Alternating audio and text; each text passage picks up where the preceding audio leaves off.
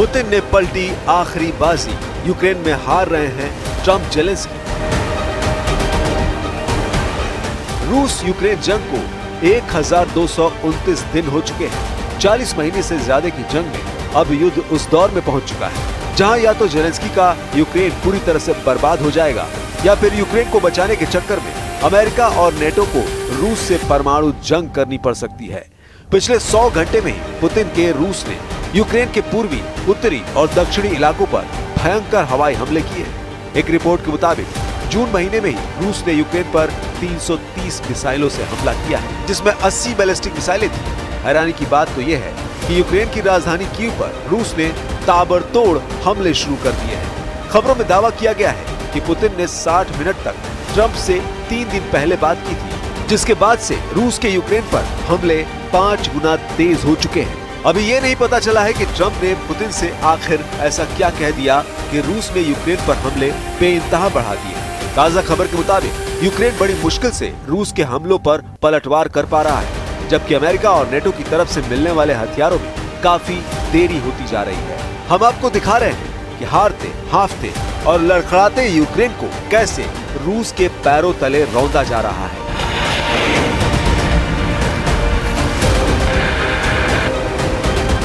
पूर्वी यूक्रेन पर रूसी कब्जा, रूस के हवाई अड्डे पर हमला।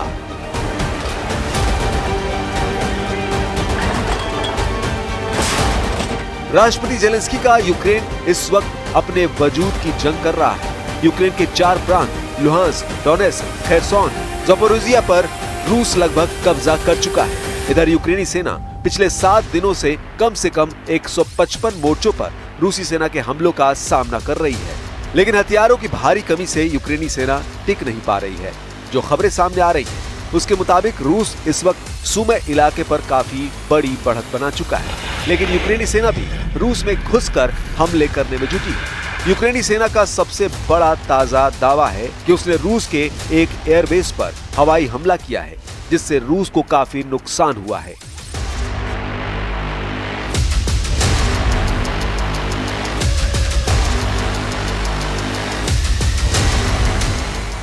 यूक्रेनी सेना के दावे के मुताबिक रूस के वोरोनिश क्षेत्र में बोरिसोग्लब्स्क एयरबेस पर हमला करने का दावा किया है, जिसमें ग्लाइड बम और प्रशिक्षण विमान रखने वाले डिपो को निशाना बनाया गया। रूसी अधिकारियों की तरफ से उस पर कोई प्रतिक्रिया नहीं दी गई है, लेकिन मॉस्को के मेयर सरगेई सोब्यानिन का दावा है कि रूस के एयर डिफेंस सिस्टम ने रूसी राजधानी की ओर बढ़ रहे 4 यूक्रेनी ड्रोन को मार गिराया है। रूस के रक्षा मंत्रालय का तो यहाँ तक दावा है कि उसके एयर डिफेंस ने 5 घंटे से कुछ अधिक समय में 48 यूक्रेनी ड्रोन को मार गिराया है। इससे पहले रूसी सेना ने दावा किया था कि रात भर में रूस ने 94 यूक्रेनी ड्रोन तबाह किए हैं। उधर यूक्रेन का दावा है कि रूस ने 332 नकली हमलावर ड्रोन से हमला किया था, जिसमें से 157 ड्रोन मार गिराए हैं। यूक्रेनी सैन्य ब्लॉग डीप स्टेट ने टेलीग्राम पर रिपोर्ट दी कि रूसी सेना ने डिप्रोपेट्रोव्स्क और डोनेस्क इलाके के बीच जेलेनिकुट और नोवोक्रेंका बस्तियों पर कब्जा कर लिया है। यूक्रेन के शीर्ष सैन्य कमांडर ओलेक्जेंडर सिर्स्की ने कहा है कि उत्तर पूर्वी यूक्रेन के खार्किव क्षेत्र पर रूस नए हमले की तैयारी कर रहा है। नए रूसी आक्रमण की चेतावनी दी गई है। कीव इंडिपेंडेंट ने एक अज्ञात खुफिया स्रोत का हवाला देते हुए बताया कि विस्फोटकों ने एक गैस पाइपलाइन को क्षतिग्रस्त कर दिया और एक पानी की पाइपलाइन को नष्ट कर दिया, जो रूस के व्लादिवोस्तोक में सैन्य सुविधाओं की आपूर्ति करती थी।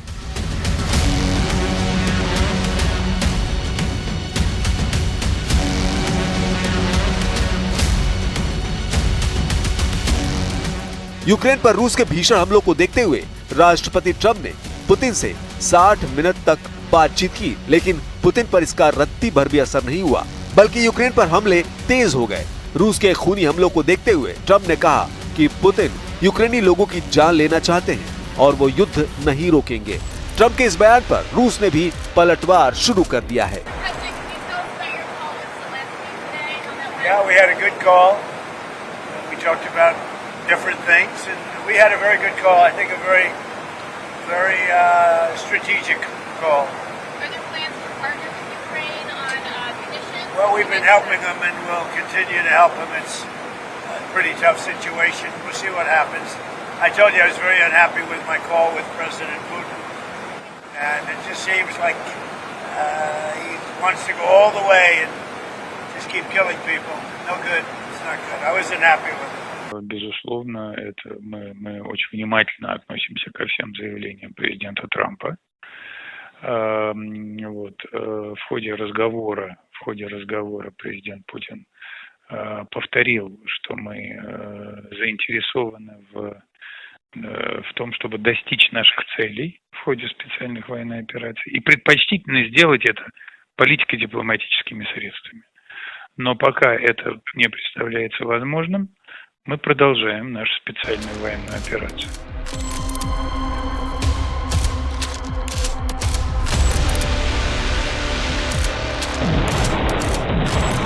राष्ट्रपति पुतिन जैसे सख्त जुनूनी नेता ने यूक्रेन में अब तक 4 प्रांतों पर अपना कंट्रोल कर लिया है, जबकि एक प्रांत पर कंट्रोल करने के करीब है। ताजा आंकड़ों के मुताबिक रूसी सेना 27% इलाके यूक्रेन का जीत चुकी है, जिसमें यूक्रेन का वो इलाका भी है जिसे यूक्रेन का सफेद सोना कहा जाता है।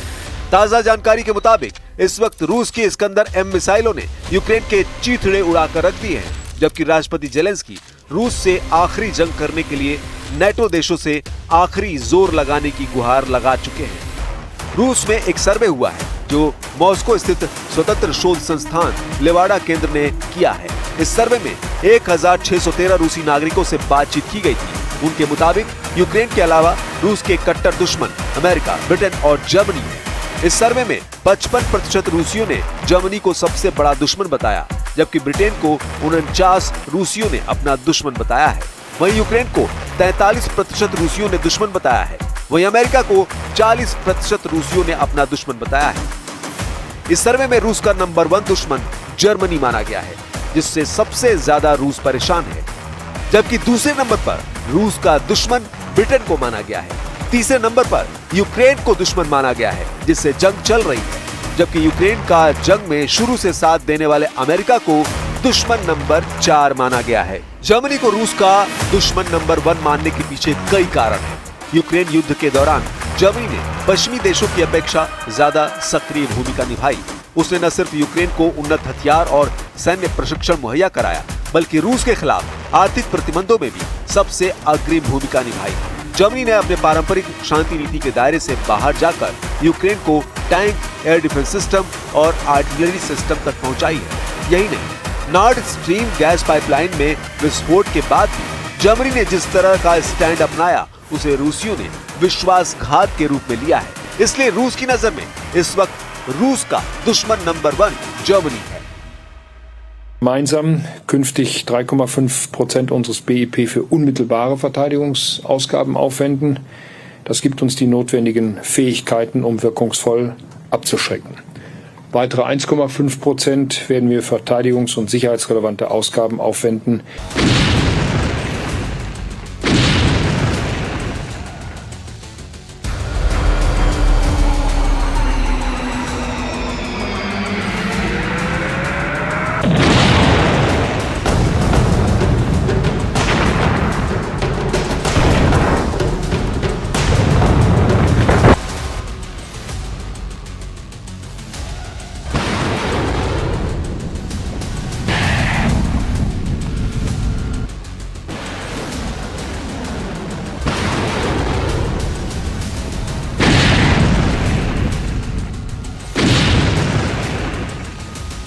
चौबीस फरवरी 2022 से अब तक रूस यूक्रेन के 1,61,000 वर्ग किलोमीटर इलाके पर कब्जा कर चुका है। ये यूक्रेन की कुल जमीन का लगभग 27% है।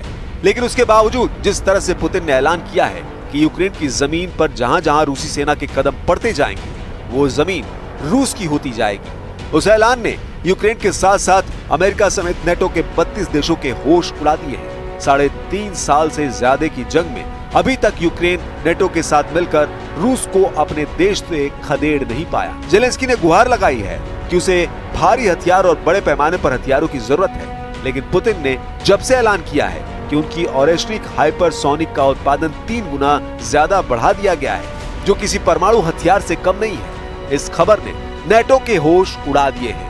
इसलिए नेटो ने सोचा कि कहीं ज्यादा देर न हो जाए, उससे पहले रूस से मुकाबला करने के लिए बम बारूद का पूरा इंतजाम कर लो।